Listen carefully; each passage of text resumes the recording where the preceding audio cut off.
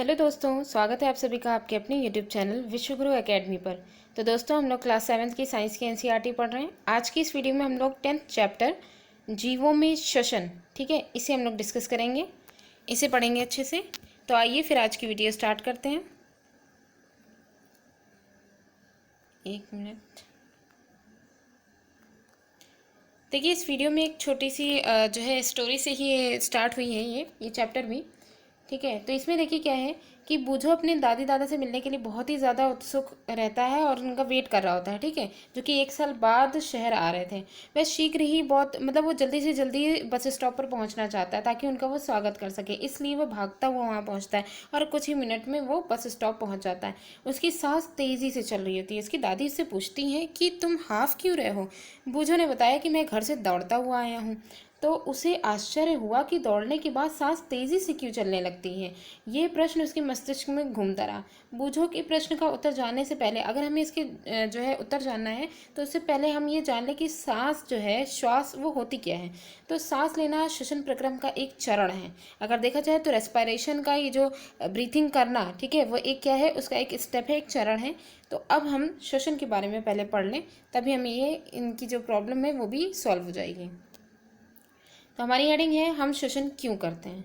तो देखिए, अध्याय 2 में हमने ये पढ़ा था कि जितने भी जीव या सूक्ष्म इकाई, जितने भी जीव होते हैं वे एक सूक्ष्म इकाई से मिलकर के बने होते हैं, जिसे हम क्या कहते हैं, कोशिका कहते हैं, सेल, ठीक है, सेल से मिलकर के बने होते हैं। कोशिका जीव की सबसे छोटी और संरचनात्मक और क्रियात्मक इकाई होती है। कहने का मतलब ये है, ये सबसे छोटी होती है और इसी से ही सारी जितनी भी जटिल संरचनाएं होती हैं वो कोशिका से ही बनती हैं। क्रियात्मक इस वजह से होती है क्योंकि एक कोशिका के अंदर ही जितने भी ऑर्गेनल्स हैं वो सारे फंक्शन कर रहे होते हैं, इस वजह से ये एक क्रियात्मक भी हो जाएगी। जीव की प्रत्येक कोशिका पोषण, परिवहन, उत्सर्जन और जनन जैसे कुछ कार्यों को संपादित करने में कुछ ना कुछ भूमिका निभाती है। तो हमने कहा कि जो कोशिका है वो प्रत्येक कोशिका, हर जीव की हर एक कोशिका, क्योंकि कोशिकाओं का जटिल समूह ही तो मनुष्य का शरीर होता है, ठीक है, या जीव का, जंतु का शरीर होता है। तो उसकी हर एक कोशिका पोषण करती है, ठीक है, परिवहन करती है और उत्सर्जन करती है। यानी कि यहाँ पे जो है सिक्रीशन और उत्सर्जन और यहाँ तक कि यहाँ पे जनन, ये सारे जो कार्य हैं इनमें से कुछ ना कुछ ये जो है करती हैं और इनमें कुछ ना कुछ ये भूमिका निभाती हैं, जितनी भी सेल्स होती हैं। इन कार्यों को करने के लिए कोशिका को ऊर्जा की आवश्यकता होती है। अब जाहिर सी बात है, इतने सारे ये काम कर रही हैं तो इनको ऊर्जा की आवश्यकता होगी, एनर्जी की। यहाँ तक कि हमें खाना खाते और सोते पढ़ते समय भी ऊर्जा की आवश्यकता होती है। जब हम खाना खा रहे होते हैं या जो है पढ़ रहे होते हैं या फिर सो रहे होते हैं, तभी भी हमें ऊर्जा की आवश्यकता होती है। तो अब यहाँ क्वेश्चन ये है कि लेकिन ये ऊर्जा आती कहाँ से है। तो क्या आप बता सकते हैं कि आपके माता पिता आपको जो है सही समय पे भोजन करने के लिए क्यों कहते हैं।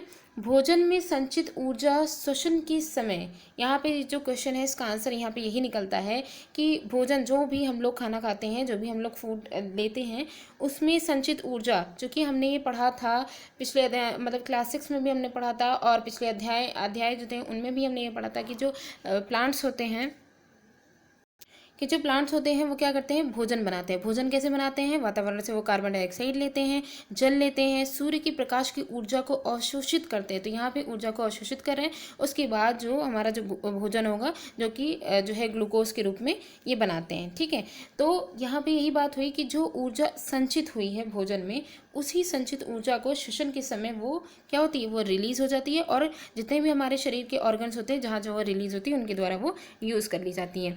अतः सभी जीवों को भोजन से ऊर्जा प्राप्त होती है। तो यहाँ पे जितने भी जीव हैं सबको भोजन से ऊर्जा प्राप्त होती है।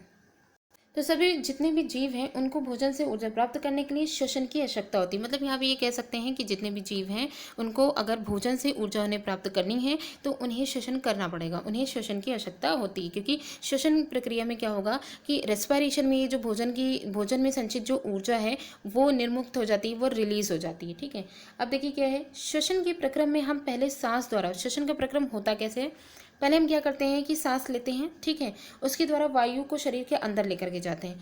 आप जानते हैं कि वायु में ऑक्सीजन होती है, फिर हम सांस छोड़ते हैं और हम ये जानते हैं कि जो हम लोग जो है वायु अंदर लेकर के जा रहे हैं सांस लेते समय में, उसमें क्या मौजूद होती है, ऑक्सीजन होती है। उसके बाद जब हम सांस छोड़ रहे होते हैं तो जो कि बाहर से शरीर के बाहर निकाल रहे होते हैं, इस वायु में सांस के द्वारा अंदर ली गई वायु की तुलना में जो जाहिर सी बात है, जो श्वास के द्वारा हम जो अंदर वायु ले रहे हैं उसमें सिर्फ ऑक्सीजन तो होती नहीं है, पूरा कंपोनेंट कंपोनेंट होता है वायु का, मतलब उसमें नाइट्रोजन भी होगी, कार्बन डाइऑक्साइड का भी कुछ लेवल होगा, ठीक है। तो जितनी भी जो है वायु के कंपोनेंट जितने भी होंगे वो उनमें थोड़े थोड़े होंगे, लेकिन ज़्यादा मात्रा में हमको मेन जो ज़रूरत है वो ऑक्सीजन की है, जो कि हमें श्वास से मिल रही है, ठीक है। और जो हम निकालेंगे यानी कि शरीर से हम जो बाहर निर्मुक्त करेंगे वो वाली जो है मतलब कि वायु होती है, उसमें वायु की तुलना में तो जो हम अपने शरीर से निकाल रहे हैं उसमें जो भी वायु निकल रही होगी उसमें सारे कंपोनेंट होंगे, लेकिन वायु की तुलना में कार्बन डाइऑक्साइड की जो मात्रा है जो हम ले रहे थे जब इनहेल कर रहे थे उसकी मात्रा निकालते समय में अधिक होगी। तो ये कार्बन डाइऑक्साइड समृद्ध होती, कहने का मतलब है जो हम शरीर से जो वायु की मात्रा को बाहर वायुमंडल में छोड़ते हैं, ठीक है, वायु की मात्रा को बाहर निकालते हैं तो उसमें कार्बन डाइऑक्साइड की मात्रा जो है वो ज़्यादा होती है। हम जिस वायु को सांस द्वारा अंदर लेते हैं उसमें उपस्थित ऑक्सीजन शरीर के सभी भागों और अंततः प्रत्येक कोशिका में ले जाई जाती है। अब हमने जो हमने वायु अंदर की, शरीर के अंदर ली, इनहेल की, ठीक है, उसमें ऑक्सीजन रहती है। ये जो ऑक्सीजन होती है वो शरीर के सभी जितने भी भाग होते हैं, यहाँ तक कि प्रत्येक हर एक कोशिका तक के उसको पहुँचाया जाता है उस ऑक्सीजन को, ठीक है। अब क्या होता है, ये जो ऑक्सीजन है कोशिकाओं में, ये ऑक्सीजन भोजन के विखंडन में सहायता करती है। ऑक्सीजन जब कोशिकाओं में पहुंचती है तो वहाँ मौजूद जो भोजन होगा उसको तोड़ने में, उसको ब्रेक करने में ये मदद करेगी। और कोशिका में भोजन के विखंडन के प्रक्रम में, अब जब विखंडन हो रहा है, चूँकि हमने ये देखा था कि कार्बन डाइऑक्साइड और जल के जुड़ने के लिए ऊर्जा की आवश्यकता हो रही थी, जब ये टूटेगा तो उसमें जो ऊर्जा उसमें निहित है वो निकलेगी भी। तो यहाँ पे यही है कि कोशिका में भोजन के विखंडन, जब भोजन टूट रहा होगा उसके प्रक्रम में ऊर्जा मुक्त होती है, रिलीज होती है। इसे ही हम क्या कहते हैं, कोशिकीय श्वसन कहते हैं, सेलुलर रेस्पायरेशन इसे कहते हैं, ठीक है। सभी जीवों की कोशिकाओं में कोशिकीय श्वसन होता है, जितने भी जीव हैं उन सभी की कोशिकाओं में सेलुलर रेस्पायरेशन सभी में ही होता है। नेक्स्ट है, कोशिकाओं के अंदर भोजन यानी ग्लूकोज ऑक्सीजन का उपयोग करके कार्बन डाइऑक्साइड और जल में विखंडित हो जाता है। हमने अभी ये बताया था कि जब जो पादप हैं वो जब भोजन का निर्माण करते हैं तो क्या करते हैं, कार्बन डाइऑक्साइड और जल का, ठीक है, और सूर्य की प्रकाश की उपस्थिति में यानी कि उसकी ऊर्जा को अवशोषित करके ग्लूकोज और ऑक्सीजन का निर्माण करते हैं। तो ये रिएक्शन के द्वारा ये बनाते हैं, ठीक है। और यहाँ पे क्या बता रहे हैं कि कोशिका के अंदर भोजन यानी कि ग्लूकोज वो ऑक्सीजन का उपयोग करते हैं, ठीक है, जो उसमें निर्मुक्त हुई थी, और कार्बन डाइऑक्साइड और जल जिससे बने थे उसी में ही टूट जाते हैं, ठीक है। जब ग्लूकोज का विखंडन होता है ऑक्सीजन के उपयोग के द्वारा, तो ये जो ग्लूकोज का जब विखंडन हो रहा होता है तो यह वायवीय श्वसन कहलाता है। कहने का मतलब है ग्लूकोज का टूटना, जिसमें ऊर्जा का मुक्त होना, ये जो श्वसन होता है इसे वायवीय या एरोबिक रेस्पायरेशन कहते हैं, ठीक है, वायवीय श्वसन कहते हैं। ऑक्सीजन की अनुपस्थिति में, ये किस वायवीय जो श्वसन है, एरोबिक रेस्पायरेशन है, ये किसकी प्रेजेंस में हो रहा है, ऑक्सीजन की प्रेजेंस में हो रहा है। अगर ऑक्सीजन की अनुपस्थिति में भोजन विखंडित हो रहा है, मतलब कि ऑक्सीजन की अनुपस्थिति में भी तो भोजन का विखंडन हो सकता है, भोजन ब्रेक हो सकता है, तो लेकिन वो जो प्रक्रम होता है उसे हम क्या कहते हैं, उसको अवायवीय श्वसन कहते हैं, एनएरोबिक रेस्पायरेशन कहते हैं। भोजन के विखंडन में ऊर्जा निर्मुक्त होती है, ये हम सभी जानते हैं, ठीक है। अब जैसे है यहाँ पे देख सकते हैं कि ग्लूकोज कैसे टूट रहा है, तो ग्लूकोज ऑक्सीजन की उपस्थिति, ऑक्सीजन जो हमने श्वास के द्वारा ली इसकी प्रेजेंस हुई, वो किस में टूट गया, कार्बन डाइऑक्साइड और जल, और ऊर्जा निकल गई। और जब ये बन रहा था ग्लूकोज प्रोडक्ट तो इन दोनों के मिलने पे ऑक्सीजन और ऊर्जा की हेल्प से बन रहा था, ठीक।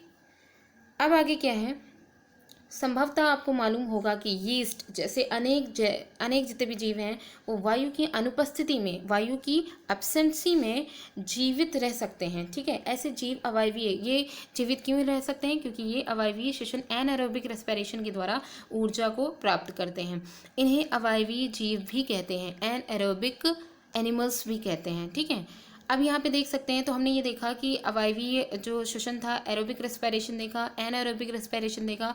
इस चैप्टर की ये दोनों अभी तक के सबसे इंपॉर्टेंट पॉइंट है कि एरोबिक रेस्पिरेशन में क्या होता है, एनाएरोबिक रेस्पिरेशन में क्या होता है। ये दोनों हम लोग ने देखा कि जो एरोबिक होता है उसमें ऑक्सीजन की ज़रूरत होती है और एनाएरोबिक में नहीं होती है, ठीक है। और जो यीस्ट हैं उनका एग्जाम्पल है एनाएरोबिक रेस्पिरेशन का। तो देखिए, ऑक्सीजन की अनुपस्थिति में ग्लूकोज अल्कोहल, जब एनएरोबिक रेस्पिरेशन होता है तो इसमें क्या होता है, ऑक्सीजन की तो अनुपस्थिति होती है, वो तो एब्सेंट होती है, तो इसमें ग्लूकोज जो होता है वो अल्कोहल और कार्बन डाइऑक्साइड में विखंडित हो जाता है। तो जब ऑक्सीजन की उपस्थिति नहीं मतलब कि ऑक्सीजन नहीं होती है, तो ऐसे में जो ग्लूकोज जब ब्रेक होगा, क्योंकि रेस्पिरेशन तो होएगा ही, तो वो जब ब्रेक होगा तो अल्कोहल और कार्बन डाइऑक्साइड में ब्रेक हो जाएगा, जैसा कि यहाँ पे समीकरण में भी दिखाया गया है। ग्लूकोज ऑक्सीजन की अनुपस्थिति में अल्कोहल, कार्बन डाइऑक्साइड और ऊर्जा इसमें भी निर्मुक्त होगी। ठीक है, तो एनाएरोबिक रेस्पिरेशन जो होता है, इसमें जो ऊर्जा निर्मुक्त होती है ये बहुत ही कम मात्रा में होती है और बहुत जल्दी होती है। इसमें से ऊर्जा हमको मिलती है, लेकिन बहुत जल्दी मिलती है और बहुत कम मात्रा में। हमारी पेशी कोशिकाएं भी अवायवीय रूप से श्वसन कर सकती हैं। मनुष्यों की जो मसल्स होती हैं वो भी एनाएरोबिक रेस्पिरेशन करती हैं, लेकिन ऐसा थोड़े समय तक ही कर सकती हैं। वही मैंने कहा कि जो ये ऊर्जा जो है, मतलब कि एनाएरोबिक रेस्पिरेशन से जो ऊर्जा रिलीज होती है वो कम मात्रा में होती है, ठीक है, और जल्दी होती है। तो इसलिए हम ये कह सकते हैं कि वास्तव में ये प्रक्रम उस समय होता है जब ऑक्सीजन की अस्थायी रूप से कमी हो। एनाएरोबिक रेस्पिरेशन मनुष्यों में तब होता है जब जो है ऑक्सीजन की अस्थायी रूप से कमी हो, यानी कि जो चाहिए हो, बहुत ज़्यादा नीड हो, लेकिन उसमें हमें मिल ना रही हो ऑक्सीजन बहुत देर तक। ये ऐसी कंडीशन कब आती है एनाएरोबिक रेस्पिरेशन की, जब मसल्स में होती है।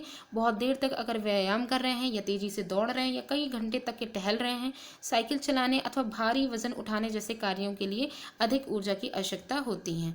ठीक है, लेकिन ऊर्जा जो होती है वो उत्पन्न करने के लिए हमारे शरीर को ऑक्सीजन की आवश्यकता होती है। ठीक है, आगे बढ़ने से पहले यहाँ पे एक जो है थोड़ा सा पॉइंट दिया गया, उसे देख लेते हैं।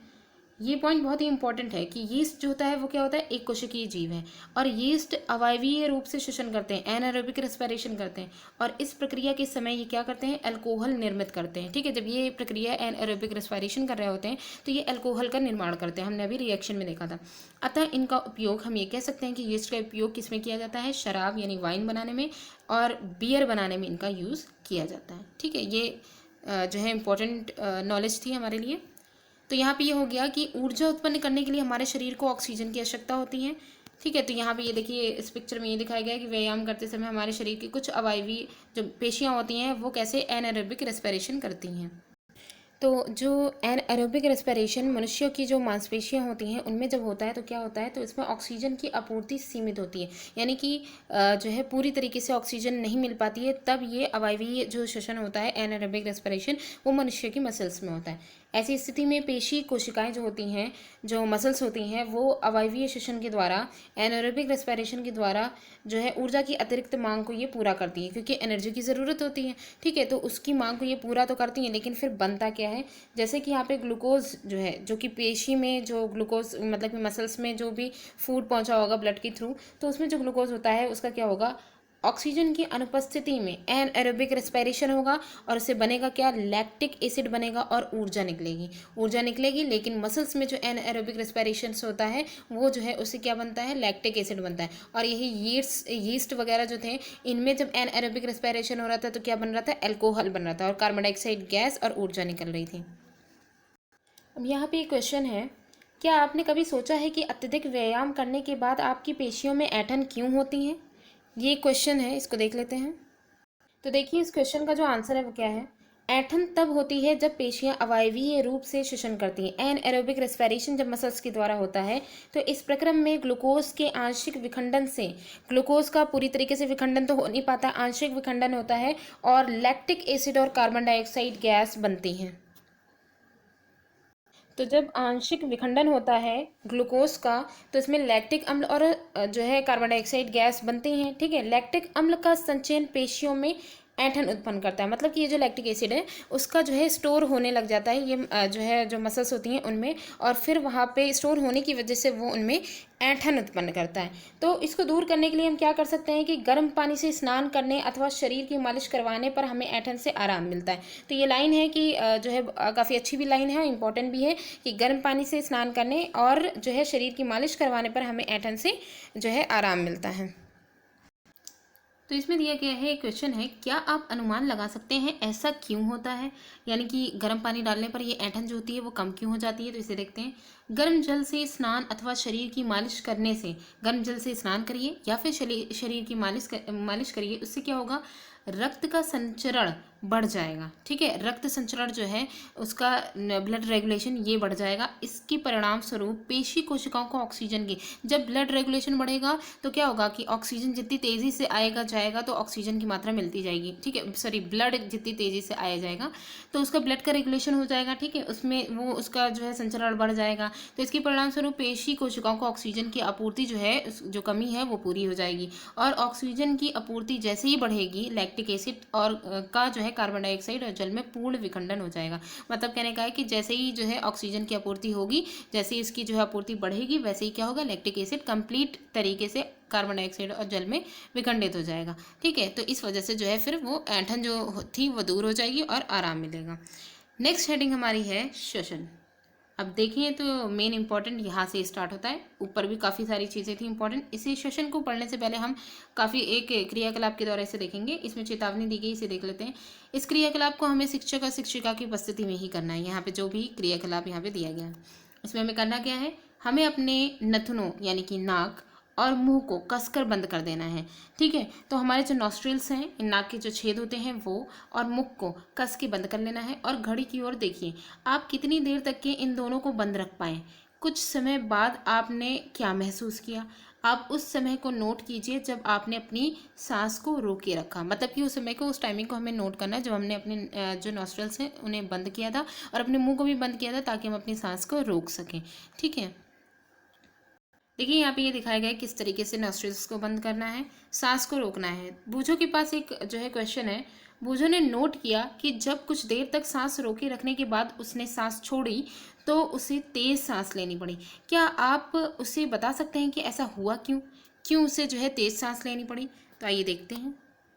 अतः अब आप यह जान गए होंगे कि आप बिना सांस लिए अधिक देर तक जीवित नहीं रह सकते। मतलब कहने का है कि जब हमने अपने नॉस्ट्रल्स और अपने माउथ को बंद करके सांस को रोके रखा तो ज़्यादा देर तक ऐसा नहीं हो पाया।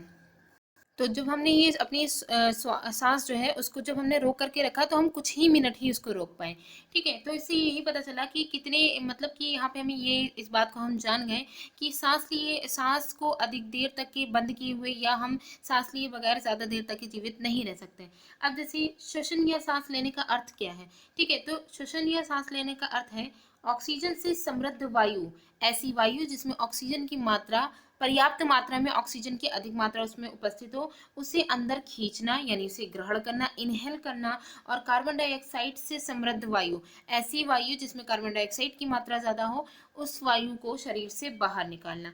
तो ये जो है सांस लेने का ये अर्थ है। ठीक है, तो यहाँ पे देख लेते हैं। ऑक्सीजन से समृद्ध वायु यानी कि जो ऐसी वायु अभी हमने जैसे डिस्कस किया है, ऐसी वायु जिसमें ऑक्सीजन की मात्रा ज़्यादा हो, ठीक है, उसको शरीर के अंदर लेना अंतःश्वसन यानी इसे इनहेलेशन कहते हैं। और कार्बन डाइऑक्साइड से समृद्ध वायु को बाहर निकालना उच्छ्वसन बोलते हैं यानी एक्सहेलेशन बोलते हैं। ठीक है, ये कहलाता है। ये लाइन बहुत इंपॉर्टेंट है कि इनहेलेशन और एक्सहेलेशन किसे कहते हैं। ठीक है, तो ये चीज़ हो गई। अब यह एक सतत प्रक्रम होता है। इनहेलेशन और एक्सहेलेशन ये दोनों जो एक कंटिन्यूअस प्रोसेस होती है, जो कि प्रत्येक जीव में जीवन भर, हर समय, अर्थात जीवन पर्यंत होता रहता है। यानी कि जब तक कि वो जिंदा है तब तक कि उसमें जो इनहेलेशन एक्सहेलेशन एक दूसरे की जो है मतलब कि ऊपर नीचे होती है। ठीक है, तो ये पूरी ज़िंदगी जब तक कि उसकी वो जीवित है तब तक कि ये प्रोसेस होती रहेगी, लगातार ये होती रहती है।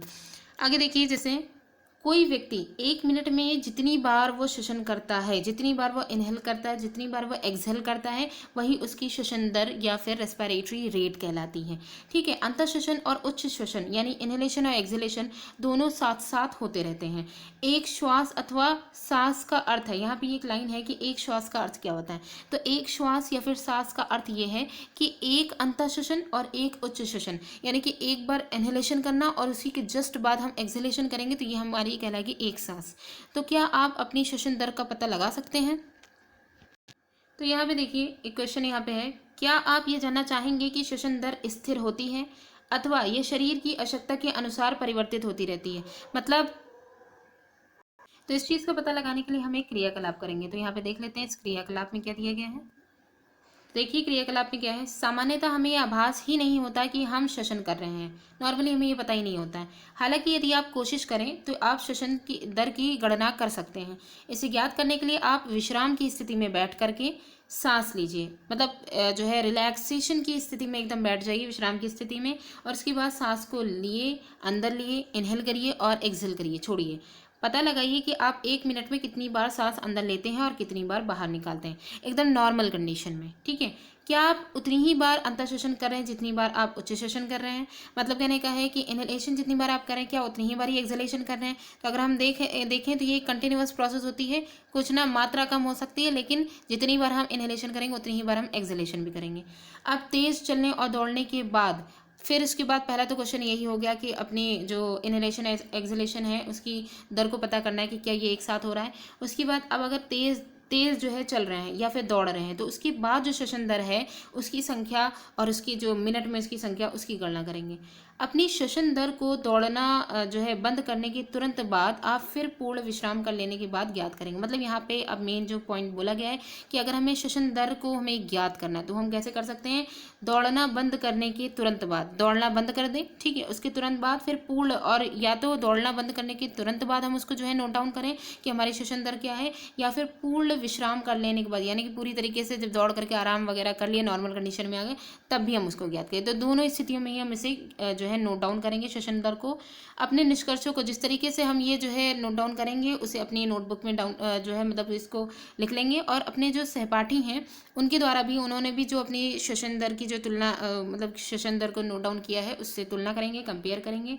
अब यहाँ पे उपयुक्त क्रियाकलाप से आपने यह अवश्य अनुभव किया होगा, जब किसी व्यक्ति को अतिरिक्त ऊर्जा की आवश्यकता होती है तो वह तेजी से श्वसन करने लगता है। तो इस चीज़ से हमें यही पता चला कि जब किसी व्यक्ति को ज़्यादा जो है ऑक्सीजन की ज़रूरत होती है, ठीक है, या फिर ऊर्जा की ज़रूरत होती है, तो वह तेज़ी से श्वसन करने लगता है। इसके परिणाम स्वरूप हमारी जो कोशिकाएं होती हैं उनका क्या होता है, तो उसे देखने से पहले यहाँ पे एक चीज़ देख लें।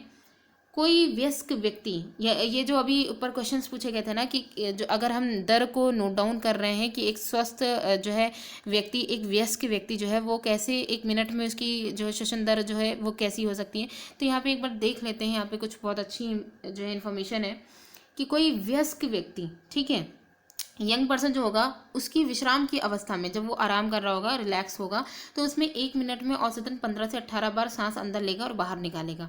ठीक है, कितनी? 15 से 18 बार। अधिक व्यायाम करने पर, जैसे व्यायाम अधिक अधिक कर लिया या दौड़ लिए या कुछ भी कर लिए, तो उसमें जो श्वसन दर होती है वो 25 बार प्रति मिनट तक बढ़ सकती है। यानी कहने का मतलब है अगर नॉर्मल कंडीशन विश्राम की अवस्था में तो 1 मिनट में 15 से 18 बार, और अगर अधिक व्यायाम कर रहे हैं या दौड़ रहे हैं तब 25 बार जो है श्वसन दर हो जाएगी 1 मिनट के अंदर। जब हम व्यायाम करते हैं तो हम न केवल तेज़ी से सांस लेते हैं बल्कि हम गहरी सांस भी लेते हैं। जब व्यायाम कर रहे होते हैं तो हम तेज़ी से सांस के साथ साथ गहरी सांस भी लेते हैं और इस प्रकार अधिक ऑक्सीजन को हम ग्रहण करते हैं। तो ये काफ़ी अच्छी नॉलेज थी, ठीक है, इसका हमें क्वेश्चन में काफ़ी हेल्प मिलेगी।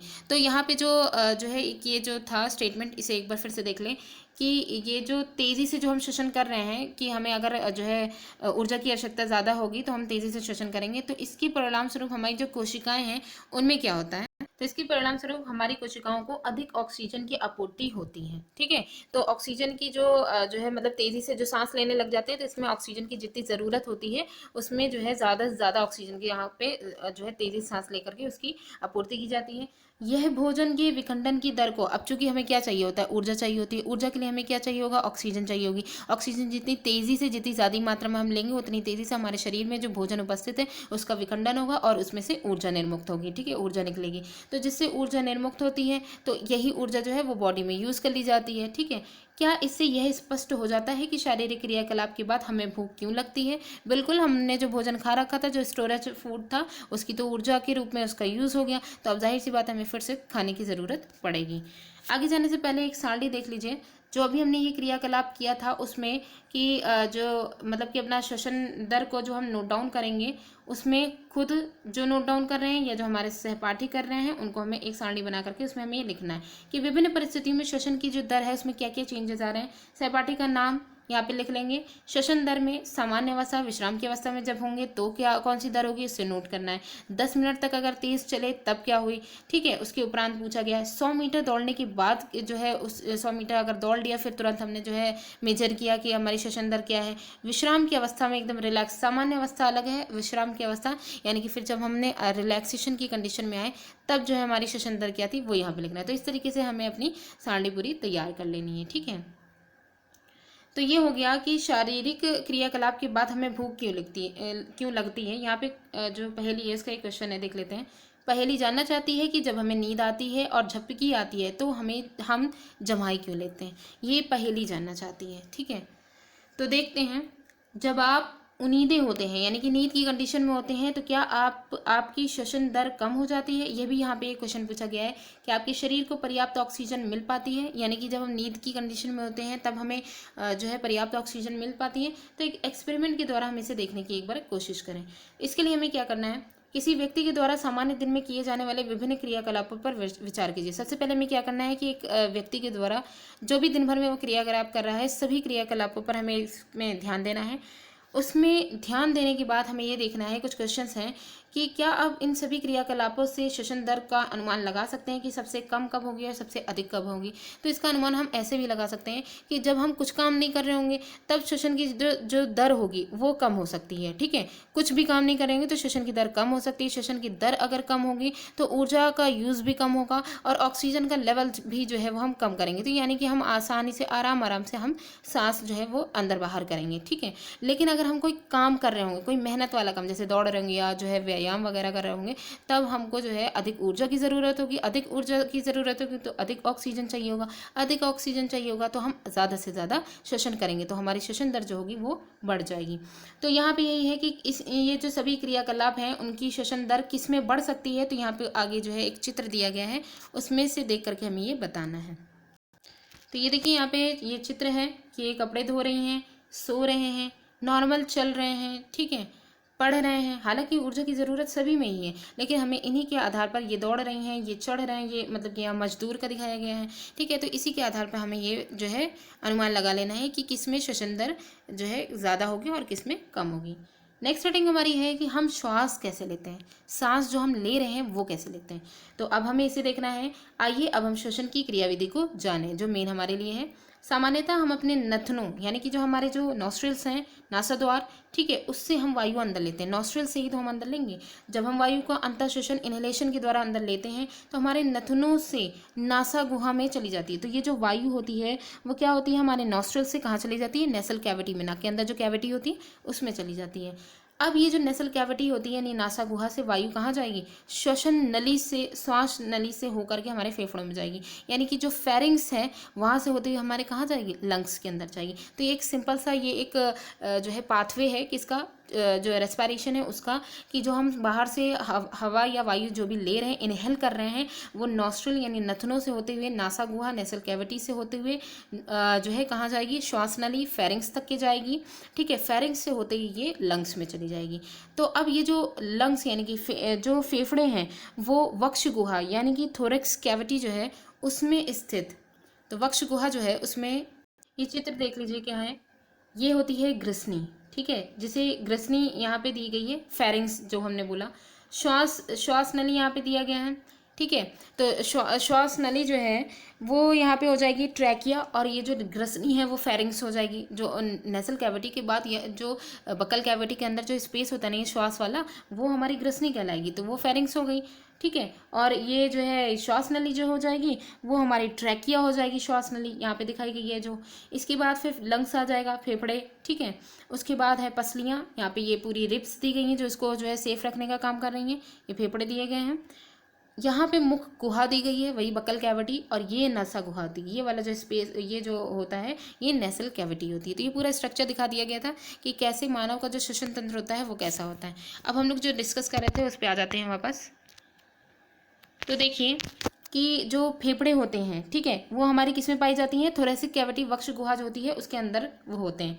अब ये जो वक्ष गुहा यानी थोरेसिक कैविटी जो होती है उसकी पार्श्व में पसलियों से घिरी रहती है। वक्ष गुहा जो होती है थोरेसिक कैविटी जो अभी हमने देखी, ठीक है, वो साइड में किससे सेफ रहती हैं, पसलियों से होती हैं, रिब्स से वो घिरी रहती हैं। एक बड़ी पेशीय परत जो कि एक पेशी मसल्स की बनी हुई एक परत होती है जो कि डायफ्राम या मध्यपट कहलाती है। ठीक है, वो वक्ष गुहा को आधार प्रदान करती है। यहाँ पे एक बार देख लेते हैं कि ये जो डायफ्राम होता है वो क्या होता है। तो ये जो है ये क्या है, डायफ्राम है। ठीक है, तो ये जो है मसल्स का बना हुआ ये डायफ्राम होता है। ये क्या करती है, ये वक्ष गुहा को आधार बेस प्रदान करने का काम करती हैं।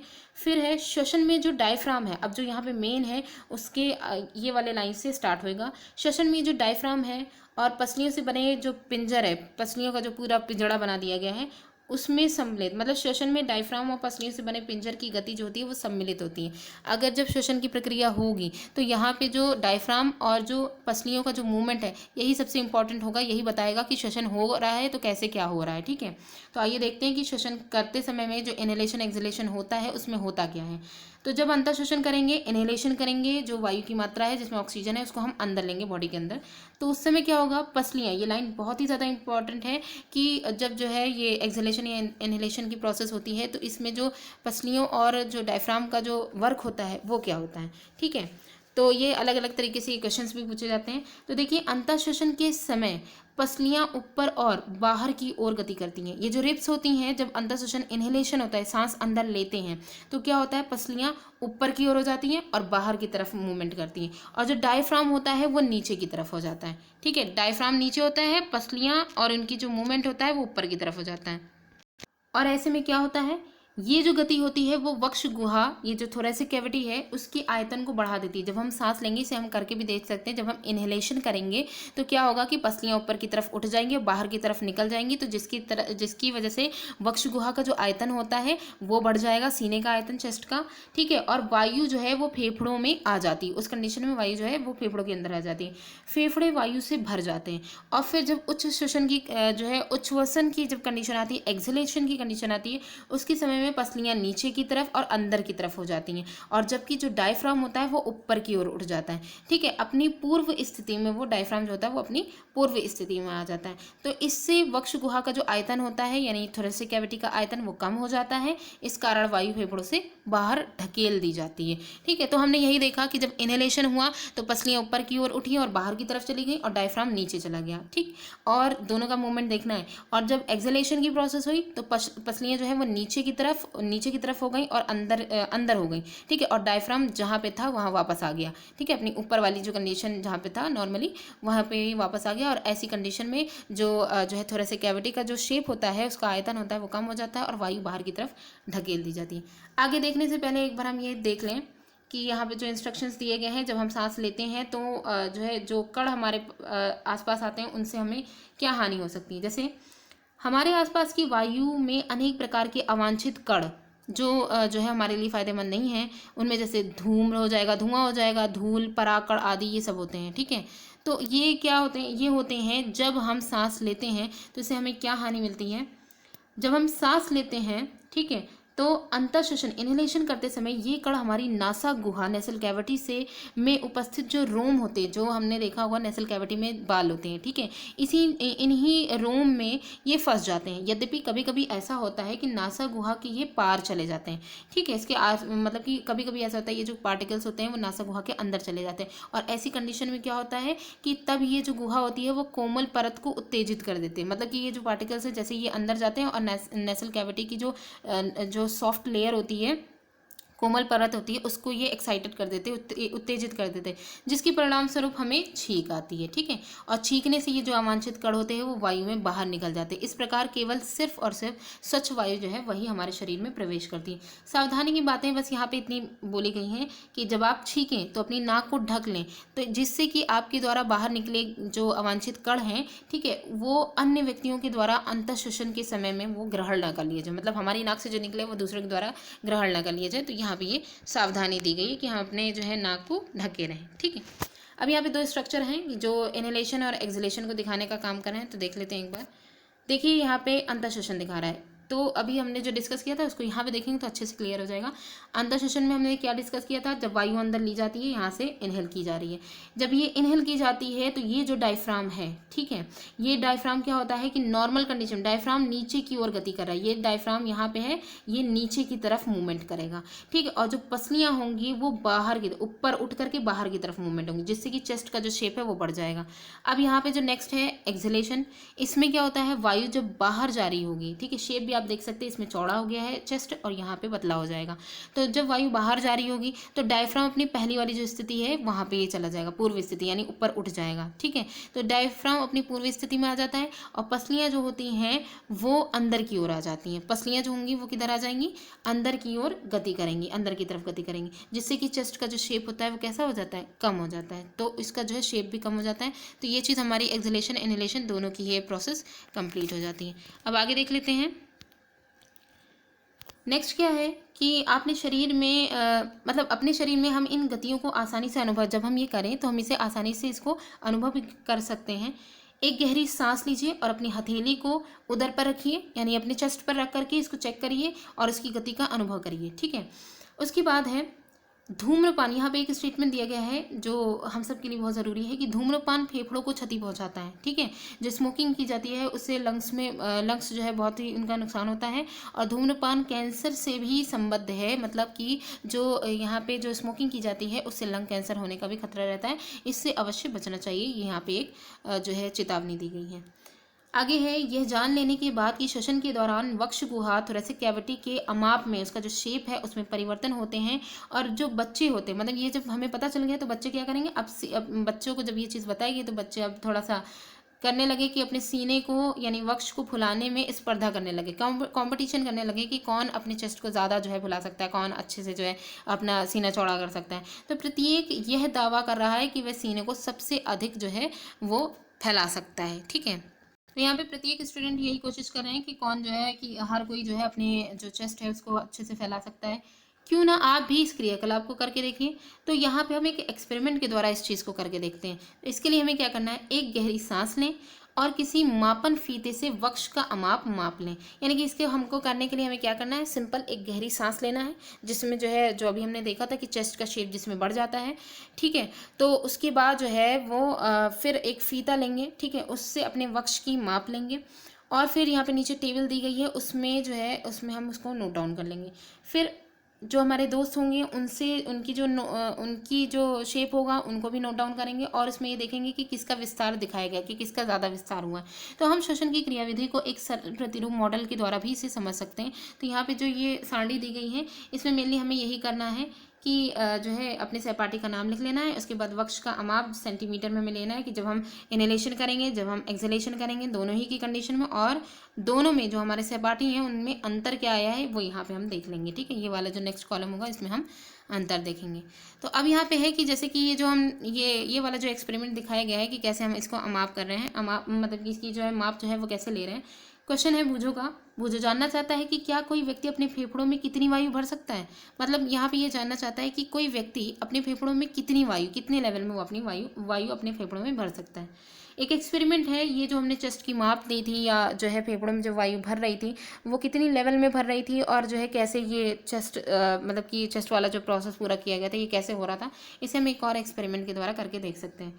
इसके लिए हमें क्या करना है, प्लास्टिक की एक चौड़ी मुँह वाली हम बॉटल लेंगे। ठीक, इसके पेंदे को हम काट कर अलग कर लेंगे और वाई, जैसे वाई का यहाँ पे इस तरीके से ये जो शेप लिया गया है इसके आकार की हम कांच अथवा या प्लास्टिक की एक नली लेंगे। एक ऐसी नली लेंगे जो वाई की शेप की बनी होगी, यानी कि दो उसमें शाखाएं होंगी। ठीक है, बॉटल के ढक्कन में एक ऐसा छिद्र करेंगे जिससे ये नली आसानी से निकल जाए। मतलब कहने का इतना छिद्र करेंगे कि ये नली अंदर उसमें चली जाए। उसके बाद मतलब कि ऐसा शेप कर लेंगे कि अंदर से ये चली जाए। अब नली के शाखित सिरे पर दो, ये शाखित सिरे जो हैं वही शाखाओं के रूप में जो है इनको नीचे की तरफ करेंगे। इसमें दो गुब्बारे जो है उसमें लगा लेंगे। ठीक है, बिना फूले हुए, और फिर उसको जो है किसी तरीके से उसमें फिक्स कर लेंगे। अब हमें क्या करना है, अब बोतल का ढक्कन जो है वो हमें लगा देंगे। बोतल का ढक्कन हम कस देंगे। ठीक है, वो कॉर्क के थ्रू लगाएं या बंद कर दें तथा इसे एक इस प्रकार सील बंद कीजिए कि वह वायुरुद्ध हो जाए। तो जाहिर सी बात है हम वायुरुद्ध अगर हमें करना है, ठीक है, तो उसके लिए हमें जो है उसके लिए अगर हमें एयर टाइट करना है तो हम कॉर्क का सबसे अच्छा एग्जाम्पल ले सकते हैं, कॉर्क का यूज़ कर लें।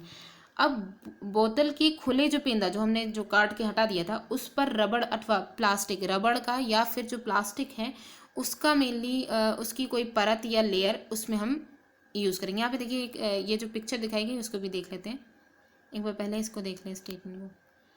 तो उसमें हमें क्या करना है, रबर या फिर प्लास्टिक की पतली शीट तान कर, ठीक है, कस करके किसी रबर बैंड की सहायता से इसमें बांध लेंगे जो नीचे का उसकी तली वाला जो हिस्सा है जिसको हमने काट रखा है।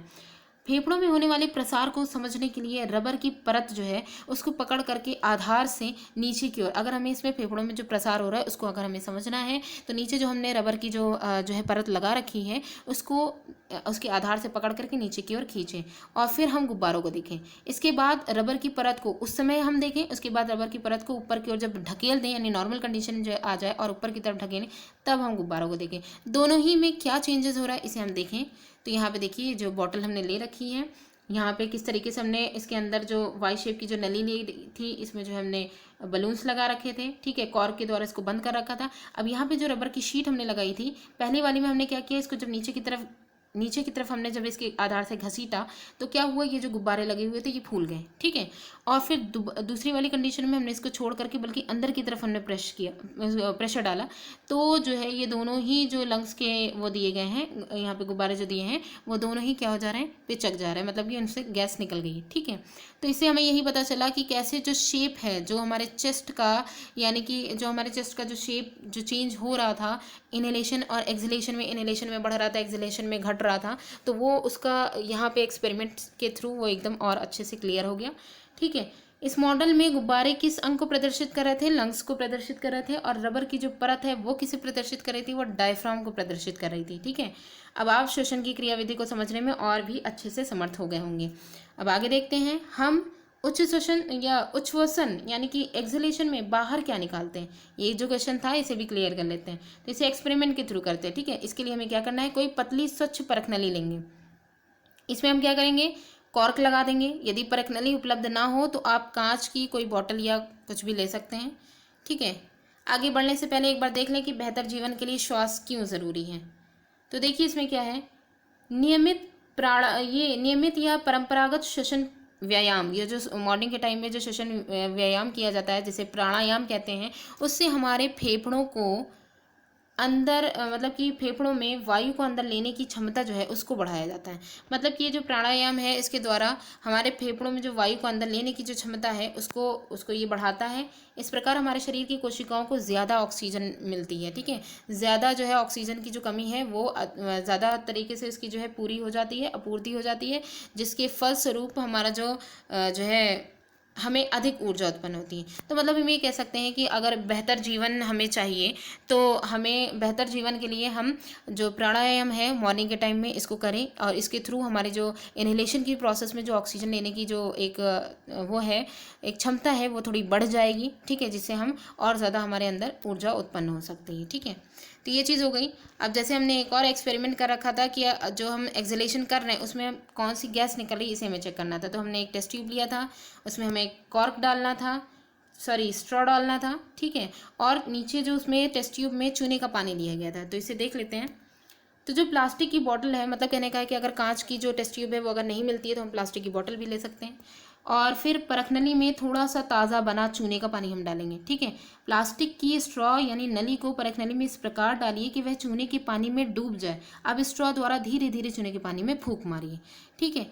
तो क्या होगा कि क्या चूने के पानी में कोई परिवर्तन दिखाई दे रहा है? क्या आप इसे अध्याय 6 में किए गए जो है अध्ययन के आधार पर समझा सकते हैं? अध्याय 6 में जो हमने एक्सपेरिमेंट एक चूने के पानी का किया था, इसमें यही था कि जब जो है उसमें फूंक मारी गई थी या एयर उसमें जब पहुंची थी, मेनली एयर जब पहुंची थी, तो चूने के पानी में पहुंचने के साथ साथ वो बुलबुले उसमें से निकलने लग गए थे। तो वही जो बुलबुले के रूप में जो गैस निकल रही होती है वो कौन सी गैस होती है? वो कार्बन डाइऑक्साइड गैस होती है। तो अब यहाँ पे हम ये कह सकते हैं कि एक्सहेलेशन की प्रोसेस में जो गैस निकलती है उसकी ज़्यादा मात्रा किसकी होती है? कार्बन डाइऑक्साइड गैस की होती है। आप जानते हैं कि हम जिस वायु का अंतःश्वसन अथवा उच्छ्वसन करते हैं, इनहेलेशन एक्सहेलेशन करते हैं, वह गैसों का मिश्रण होती है। मतलब जिस वायु को हम अंदर लेते हैं बाहर निकालते हैं वो क्या होती है? गैसों का मिश्रण होती है। तो यहाँ पे जो एक डायग्राम दिखाया गया है इसमें हम देख सकते हैं ये फेफड़े हैं। अंतःश्वसित और उच्छ्वासित वायु में ऑक्सीजन और कार्बन डाइऑक्साइड का प्रतिशत होता है। तो देखिए इनहेलेशन जब होगी उसकी वायु में कितना प्रतिशत होगा? फेफड़ों में जब इनहेलेशन के द्वारा वायु जब जाएगी तब 21% ऑक्सीजन होती है, 0.04% कार्बन डाइऑक्साइड होती है जब हम इनहेलेशन के द्वारा अंदर लेते हैं। और फिर जब हम एक्सहेलेशन करते हैं तब भी जो है ऑक्सीजन की काफ़ी मात्रा बाहर निकलती है एयर के थ्रू। तो इसमें 16.4% ऑक्सीजन होती है और 4.4% कार्बन डाइऑक्साइड होती है। यानी कि कार्बन डाइऑक्साइड की मात्रा काफ़ी बढ़ जाती है, 0.04 से काफ़ी बढ़ जाती है, 4.4% कार्बन डाइऑक्साइड हो जाती है, ठीक है। तो ये हो हो गया इनहेलेशन और एक्सहेलेशन में किन गैसों की मात्रा जो है वो कितनी ज़्यादा होती है। ठीक है, अब यहाँ पे क्या है कि हम क्या जो उच्छ्वसित करते हैं, मतलब कहने का है कि यहाँ पे जो हम एक्सहेलेशन कर रहे थे वो उसमें हम क्या एक्सहेलेशन कर रहे हैं, तो क्या हम केवल कार्बन डाइऑक्साइड गैस को ही एक्सहेलेट कर रहे हैं, उच्छ्वसित कर रहे हैं, अथवा उसके साथ गैसों के मिश्रण को भी उच्छ्वसित कर। अभी हमने देखा कि कार्बन डाइऑक्साइड गैस के साथ ऑक्सीजन भी निकल रही थी, यानी कि वायु में जितनी भी चीज़ें थी मतलब कि वायु के जो कंपोनेंट हैं कार्बन डाइऑक्साइड गैस, ऑक्सीजन और खासकर नाइट्रोजन जिसकी लेवल सबसे ज़्यादा होता है, और इसके साथ साथ जो है जलवाष्प वगैरह जो होती है ये भी हो सकती है। तो इसको देखने के लिए हम क्या कर सकते हैं, हम ये भी देखा होगा कि अगर हम दर्पण के सामने उच्च श्वास करें यानी कि एक्सहेलेट करें, हवा अपने मुंह से बाहर निकालें, तो हम देखेंगे कि उसकी जो सतह है वो धुंधली हो जाती है, यानी भाप जैसा कुछ बन जाता है। तो ये जो नमी जो होती है ये किसके कारण होता है, नमी के कारण। तो नमी अगर वायु में हमारे अंदर से हमने जो निकाली इसमें नमी है, तो जाहिर सी बात है उसमें क्या होगी, जलवाष्प होगी। तो जल के बिंदु कण कहाँ से आते हैं, तो यही है कि वायु के कंपोनेंट में हमने ये पढ़ा था कि जलवाष्प भी वायु का एक कंपोनेंट होता है। ठीक है, तो अब जो हमारी नेक्स्ट हेडिंग है, अन्य जंतुओं में श्वसन कैसे होता है। ये जो यहाँ से जो पॉइंट है ये बहुत ही ज़्यादा इंपॉर्टेंट है, ध्यान से इसे नोट डाउन भी करने की कोशिश करिएगा, ध्यान से देखिएगा। देखिए यहाँ पे हाथी, शेर, गाय, बकरी, मेंढक, छिपकली, सर्प और पक्षियाँ आदि जंतुओं की वक्ष गुहाओं में मनुष्यों की भांति फेफड़े होते हैं। तो ये जो लाइन है बहुत ही इंपॉर्टेंट है कि मनुष्य की भांति फेफड़े किन में हो सकते हैं, हाथियों में, शेर में, गाय, बकरी, मेंढक, छिपकली और सर्प और पक्षियाँ, इन सब में फेफड़े होते हैं। ठीक है, जीव श्वसन करते हैं, क्या इनके भी मतलब इनके भी मनुष्य के फेफड़े जैसे ही श्वसन अंग होते हैं, तो इसे हमें पता करना है। ठीक है, तो यहाँ पे बूझो भी कुछ जानना चाहता है, इसे भी देख लें। मुझे जानना चाहता है कि क्या कॉकरोच यानी तिलचट्टा और घोंघे, मछली, केचुए, चींटी और मच्छर, क्या इनके भी फेफड़े होते हैं, ये जानने की कोशिश कर रहे हैं। तो आइए देखते हैं। सबसे पहला जो हमारा है वो है कॉकरोच। चूँकि हमने लंग्स का तो देख लिया, लंग्स में जैसा जो वर्किंग मनुष्य में हो रही होती है वैसी जिनमें लंग्स पाए जा रहे हैं उन सब में होगी। लेकिन जो अदर एनिमल है जैसे कि कॉकरोच की शरीर के पार्श्व भाग, साइड वाले जो होते हैं उनमें छोटे छोटे छिद्र पाए जाते हैं, छोटे छोटे छेद होते हैं। ठीक है, अन्य कीटों के शरीर में भी इस प्रकार के छिद्र होते हैं। तो हम कह सकते हैं कि कीटों का जो है रेस्पिरेशन का सिस्टम होगा वो लगभग कॉकरोच के जैसे होगा। तो इसमें क्या है कि ये जो छिद्र होते हैं इन्हीं को ही हम श्वास रंध्र, रेस्पिरेटरी फोरामेन कहते हैं। इन जो छिद्र हैं उनको हम श्वास रंध्र, रेस्पिरेटरी फोरामेन कहते हैं। कीटों में गैस के विनिमय, गैस का जो एक्सचेंज हो रहा है उसके लिए वायु नलियों का जाल बिछा होता है। कीटों में जब गैस का एक्सचेंज होता है तो इसमें वायु नली जो होती हैं उनका जाल बिछा होता है, जो कि श्वास प्रणाल या फिर ये वातक कहलाता है। इसी को ही हम कॉकरोच का रेस्पिरेटरी सिस्टम कह सकते हैं। ठीक है, श्वास प्रणाल या वातक। ठीक, तो ये क्या होता है कि नलियों का जाल बिछा होता है। अब इसमें होता क्या है कि जो ऑक्सीजन है, अब यहाँ पे देख लेते हैं, ये कॉकरोच का पूरा श्वास प्रणाल तंत्र दिया गया है, रेस्पिरेटरी सिस्टम। इसमें ये पूरा श्वास प्रणाल कैसे नलियों के थ्रू जो है वो गैसेस अंदर पूरी पहुँचेंगी। ठीक है, अब यहाँ पे देखिए जो ऑक्सीजन है, ठीक है, ऑक्सीजन जो इंसेक्ट के अंदर कैसे जा रही है, हम जो वायु लेंगे वो ऑक्सीजन समृद्ध होगी। ठीक है, वायु, अब ये जो वायु है वो श्वास रंध्रों यानी कि जो रेस्पिरेटरी फोरामेन है उनसे श्वास नालों में जा करके, जो रेस्पिरेटरी सिस्टम में जो नलियां हैं, ठीक है, उनमें जा करके शरीर के ऊतकों में विसरित हो जाती हैं। शरीर के जितने भी टिश्यूज़ हैं वहाँ पे पूरी फैल जाती हैं। ठीक है, और शरीर की प्रत्येक कोशिका में ये पहुँचती हैं। इसी प्रकार कोशिकाओं से कार्बन डाइऑक्साइड गैस श्वास नालों से, यही जो नलियाँ जो उसमें हैं पाइप्स, उनमें आती हैं और श्वास रंध्रों से बाहर निकल जाती हैं। यही जो रेस्पिरेटरी फोरामेन्स हैं उनके थ्रू जिस तरीके से अंदर गई हैं उसी तरीके से ये बाहर निकल भी जाती हैं। तो श्वास नाल अथवा श्वास प्रणाल, मतलब हम ये कह सकते हैं कि जो रेस्पिरेटरी फोरामेन है और या यूँ कहें कि रेस्पिरेटरी सिस्टम जो है वो केवल कीटों में ही पाया जाता है। यानी कि जितने, ये लाइन जो है ये बहुत ही इंपॉर्टेंट है कि जितने भी इंसेक्ट हैं उन सब में श्वास प्रणाल जो है, रेस्पिरेटरी सिस्टम श्वास प्रणाल के तौर पर हम ये कह सकते हैं वो सिर्फ कीटों में ही पाया जाता है, जिसमें नलियों का वाला पूरा सिस्टम होता है, यानी लंग्स नहीं पाए जाते हैं। जंतुओं या अन्य जितने भी समूह हैं उनमें ये व्यवस्था नहीं पाई जाती है। ठीक है, तो ये हो गया कॉकरोच। इसके बाद आता है केचुआ। केचुए के बारे में हमने क्लास 6 में भी हमने अध्याय 9 में ये पढ़ा था केचुए के बारे में कि उनकी जो त्वचा होती है वो त्वचा से श्वसन करते हैं। इसका डिस्कस हमने थोड़ा सा क्लास 6 में भी किया था। केचुए की जो त्वचा होती है उसे स्पर्श करने पर हमें वो थोड़ी सी ह्यूमिड, आर्द्र और श्लेष्मीय प्रतीत होती है, थोड़ी सी चिकनी और थोड़ी सी नमी वाली प्रतीत होती है।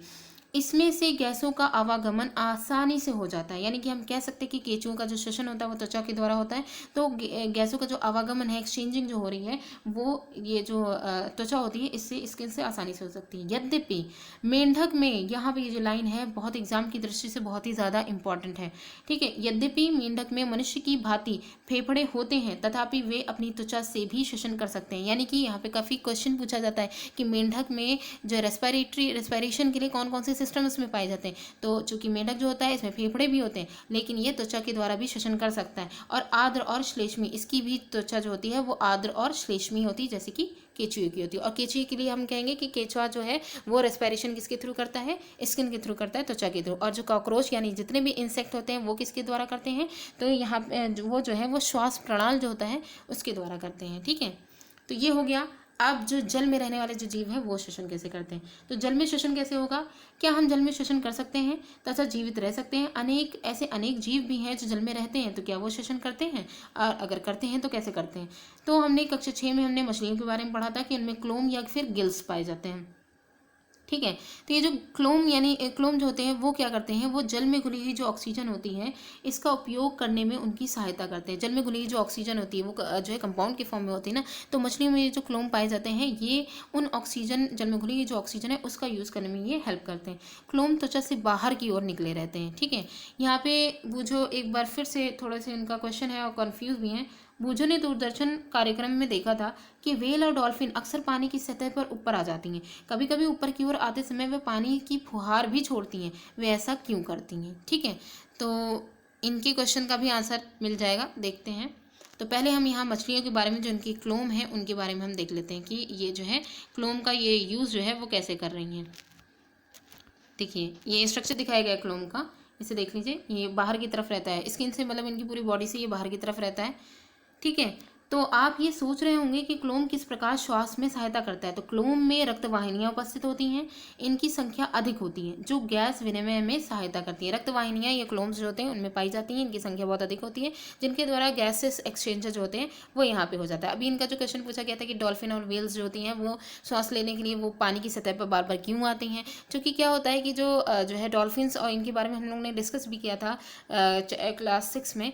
तो डॉल्फिन्स और जो व्हेल होती हैं इनमें गलफड़े नहीं होते हैं, ठीक है। इनमें क्लोम्स तो पाए नहीं जाते हैं, तो इनमें जो ऑक्सीजन की जो कमी इनमें हो रही होती है इसको पूरा करने के लिए ये जो है समुद्र से समय समय पर ये बाहर आती रहती हैं। और इनके जो है मतलब कि सर की तरफ, ऊपर की तरफ एक छिद्र होता है जिससे जो है ये अनावश्यक पानी को भी बाहर निकालती हैं, और उसी के द्वारा ही जो एयर की जो ऑक्सीजन होती है उसको डायरेक्ट ये इनहेल करती हैं, ठीक है।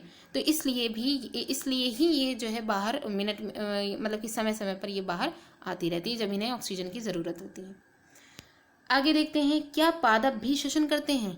तो देखिए अन्य जीवों की भांति पादप भी जीवित रहने के लिए श्वसन करते हैं। जैसे कि आपने क्लास 6 में पढ़ा था, ये वायु से ऑक्सीजन अंदर लेते हैं, वायु से ऑक्सीजन को अंदर लेते हैं और कार्बन डाइऑक्साइड को निर्मित करते हैं। जैसे कि मनुष्य करते हैं, ऑक्सीजन को लेते हैं श्वसन के दौरान, कार्बन डाइऑक्साइड को जो है रिलीज करते हैं। उसी तरीके से प्लांट जो होते हैं ये भी ऐसे ही करते हैं।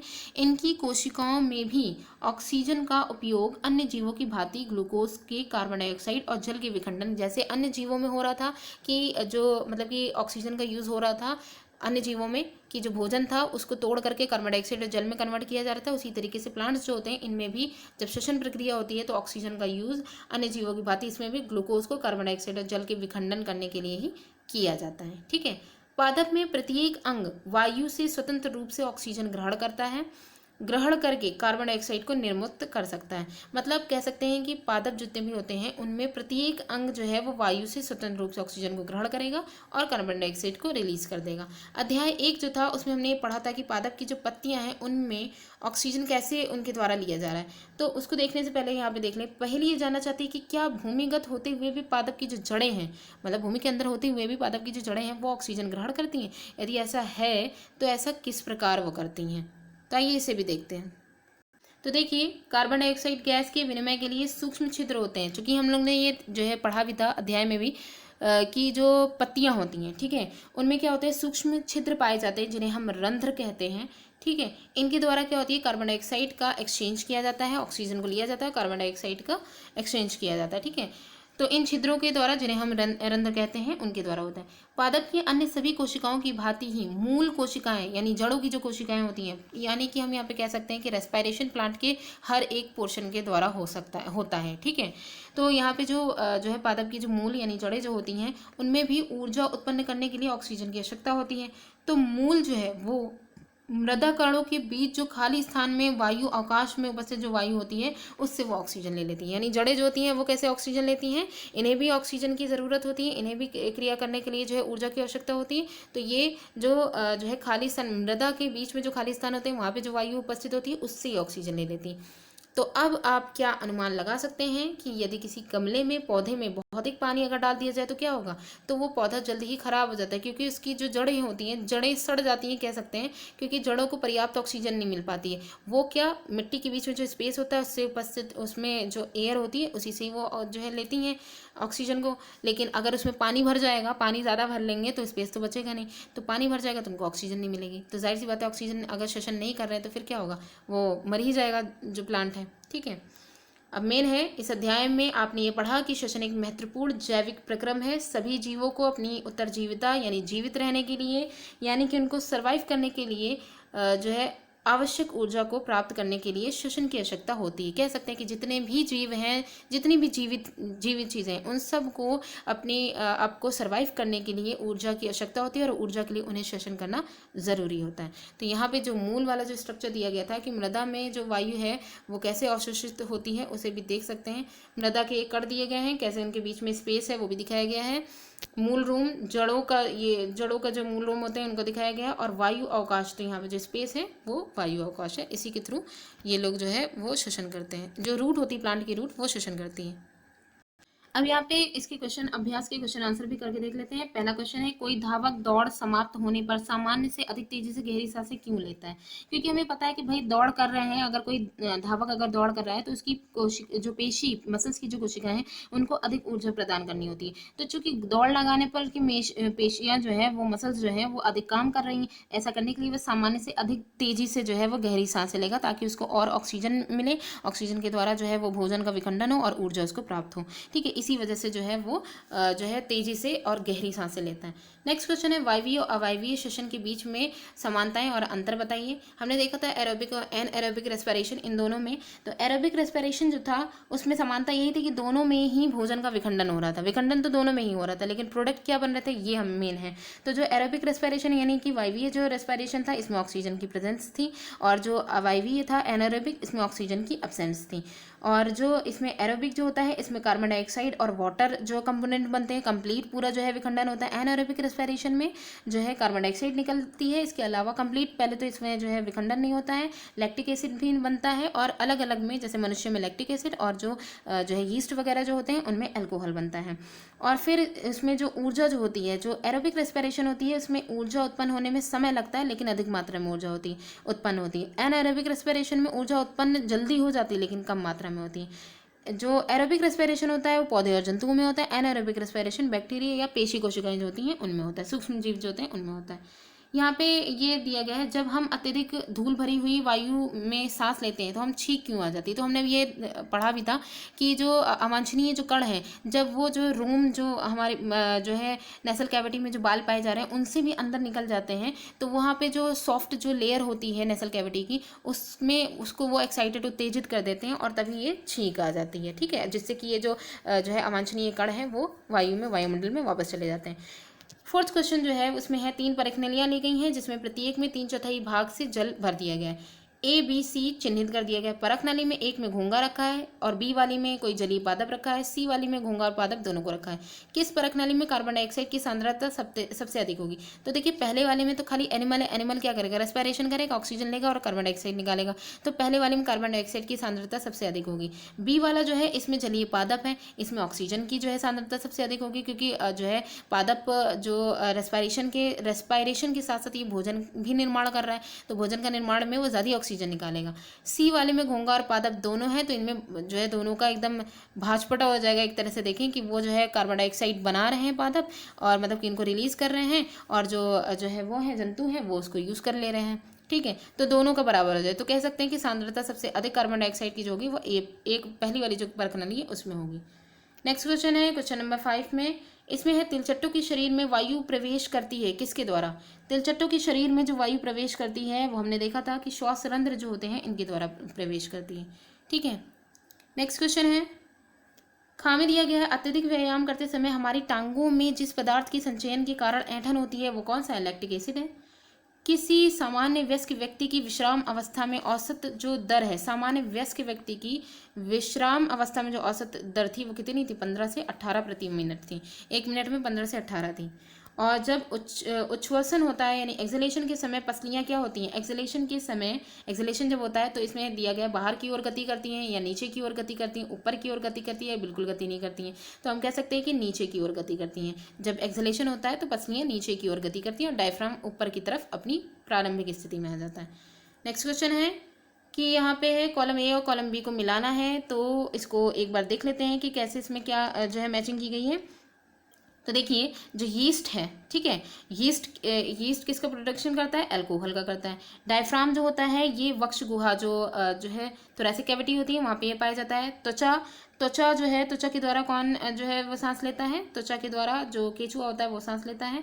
पत्तियां जो होती हैं उनमें रंध्र पाए जाते हैं। मछलियों में क्लोम होते हैं। मेंढक जो होते हैं वो फेफड़े और त्वचा दोनों से सांस लेते हैं। ठीक है, और हाँ ये चीज़ हो गई। इसके बाद है क्वेश्चन 7 में सत्यासत्य बताना है। तो पहला वाला जो है, अत्यधिक व्यायाम करते समय व्यक्ति की श्वसन दर धीमी हो जाती है, तो ये बात सही है। ठीक है, और पादपों में प्रकाश संश्लेषण केवल दिन में जबकि श्वसन केवल रात्रि में होता है, ये बात गलत है। श्वसन और जो है श्वसन क्रिया जो होती है उनमें हमेशा होती रहती है, सुबह शाम। नेक्स्ट है कि मेंढक अपनी त्वचा के अतिरिक्त अपने फेफड़ों से भी श्वसन करते हैं। तो मेंढक जो होते हैं वो त्वचा के अतिरिक्त अपने फेफड़ों से भी करते हैं, ये भी बात सही है। मछलियों में श्वसन के लिए फेफड़े होते हैं, ये गलत है। गिल्स होते हैं उनमें। अंतः श्वसन इनहेलेशन के समय वक्ष गुहा थोरैसिक कैविटी जो होती है उसका आयतन बढ़ जाता है, ये बात सही है। ठीक है, लास्ट क्वेश्चन यहाँ पे आएगा 9th क्वेश्चन।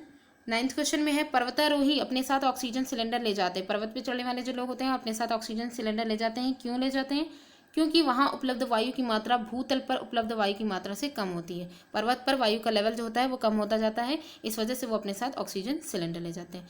तो आज की वीडियो हमारी यहीं पे ही एंड होती है। ठीक है, नेक्स्ट वीडियो में हम लोग नेक्स्ट चैप्टर के साथ मिलेंगे। Thanks for watching.